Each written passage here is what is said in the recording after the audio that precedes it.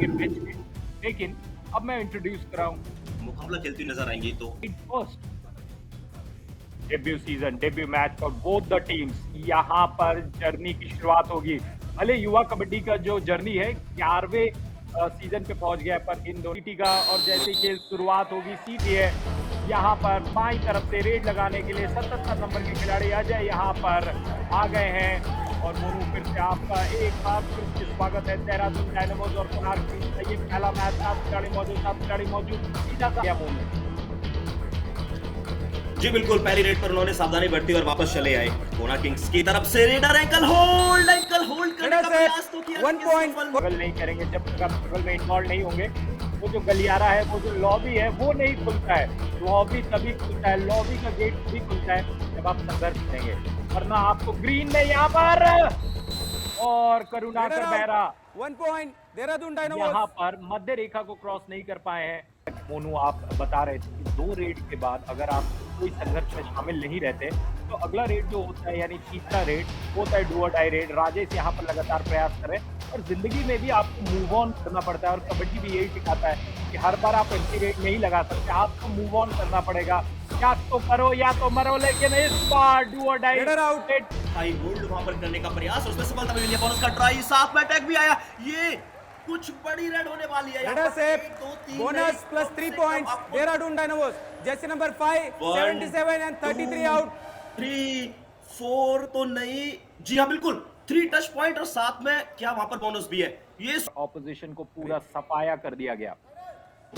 जी बिल्कुल, कोणार्क किंग्स को पहले हाफ में का जो स्कोर कार्ड था वो तेजी के साथ चलता हुआ नजर आया था, तो ये कारनामा कोणार्क रेडर आउट 1 पॉइंट लगातार देहरादून कार्य डायनामोस। करते हुए नजर आ रही है। एक और टैकल और खिलाड़ी में से एक खिलाड़ी यहाँ पर राजेश देवरी वो आए हैं रेड लगाने के लिए। 7 खिलाड़ी यहाँ पे इंतजार कर रहे हैं। बोनस लाइन खुला हुआ है और पैर को पकड़ा गया मध्य रेखा की तरफ राजेश जाते हुए, पर उनके मोमेंटम को स्टॉप किया गया। देहरादून डायनामोस। देहरादून ने अपना जो बॉक्सिंग कर सकते हैं, आपके पास बहुत ज्यादा एक्सपीरियंस है। सामने से होल्ड चीर दिया है कि किस प्रकार से मैच को चलाना है, किस स्थिति में मैच फंसा हुआ है वहां से कैसे निकालना है। कुछ प्लेयर दबाव में बिखर जाते हैं, कुछ प्लेयर दबाव में निकल जाते हैं।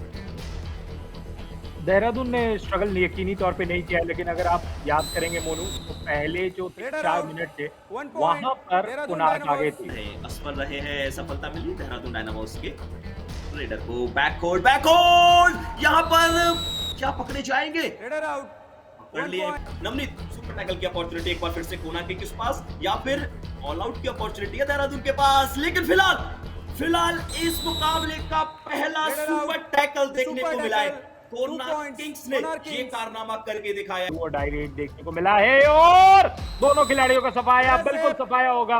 और स्वच्छ भारत अभियान के तहत किया कोचेस से देहरादून ने बोला है कि रिलैक्स करके रहिए और खेल खेलते रहिए। और अपने खिलाड़ी उदित को वहां पर बहुत ही मोटिवेटिंग बात कही कोच ने। और नीरज को जाना पड़ेगा बाहर। जी मैं बिल्कुल वही सोच रहा था कि वहां पर चलते हुए शिकार को पकड़ा, उन्हें अंदाजा भी नहीं था कि मेरा एंकल को पकड़ लिया जाएगा। ये वहां मामले में पूरी तरह से आ गया। वो थोड़ा सा मध्यम और ट्रस्ट बना के रखा है, अपने मोमेंटम अपना मिडिल लाइन की तरफ बनाया। फिलहाल आ गई है देहरादून डायनामोस की तरफ से डू और डाई रेड। यहाँ पर पॉइंट लाना बहुत जरूरी, वरना कुछ और हो सकता है। लेकिन देहरादून डायनामोस दिमाग कर लेते हैं तो ज्यादा नुकसान नहीं होगा, क्योंकि उनके पास अच्छा खासा मोमेंटम देखने को मिला है। एक बार फिर से 5 का डिफेंस राजेश रेड करने के लिए गए हैं।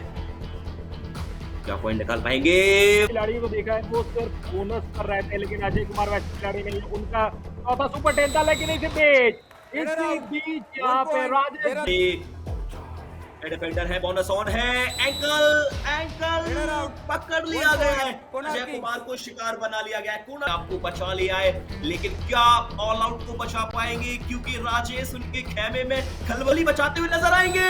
मिल गया है कोणार्क किंग्स ऑल आउट। कारनामा बहुत अच्छा करके दिखाया है। पिछली 5 रेड में 4 पॉइंट कैच आउट करने का प्रयास था, लेकिन राजेश वापस आ गए। यहाँ गए बाहर और प्रकाश के बाहर जाने से दीपक का उजाला यहाँ पर हुआ है। विकास और दीपक दोनों का अर्थ लगभग सिमिलर। 40-25 का स्कोर और अजय देहुरी यहाँ पर 2 पॉइंट लाते हुए अपने टीम के लिए। ये जो नजदीकियां है ये बढ़ रही है और सिर्फ 13 पॉइंट का डिफरेंस है। और मैं ये सिर्फ 13 इसलिए कह रहा हूं क्योंकि पहले ये जो गल्फ था, ये जो दूरियां थी, ये बहुत बड़ी दूरियां खेला है। वापसी की है पूर्णा किंग्स ने, नो डाउट, लेकिन अभी के पास अभी भी अपॉर्चुनिटी है। इस बार हो जाएगा शिकार राजेश का। डबल थाई होल्ड और साथ में एक ब्लॉक भी देखने को मिला था। ये बड़ी मछली का शिकार किया इस समय देहरादून डायनामोस ने, क्योंकि राजेश एकमात्र ऐसे रेडर थे जो लगातार स्ट्रगल कर रहे थे और टीम को जिताने का प्रयास कर रहे थे, पॉइंट भी लेकर आ रहे थे।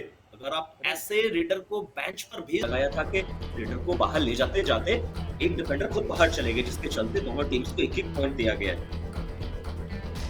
1.5 मिनट बची हुई है और इन 1.5 मिनट्स में कोणार्क किंग्स लगातार अपनी वापसी का डंका बजाते हुए भरपूर प्रयास कर रही है। एक और टैकल पॉइंट निकाल लिया है। अच्छा, वहां पर अटैक किया था, सिंगल एंगल होल्ड किया है और उसमें देहरादून की टीम, अजय कुमार वहां पर इस रेड में कुछ पॉइंट्स लेकर गया है। और क्या ये चेन को तोड़ेंगे? क्या ये मध्य रेखा को क्रॉस करके पूरे टीम का यहाँ सफाया किया है? नहीं कर लिए इस एडिशन की वो गवा दिए थे देहरादून।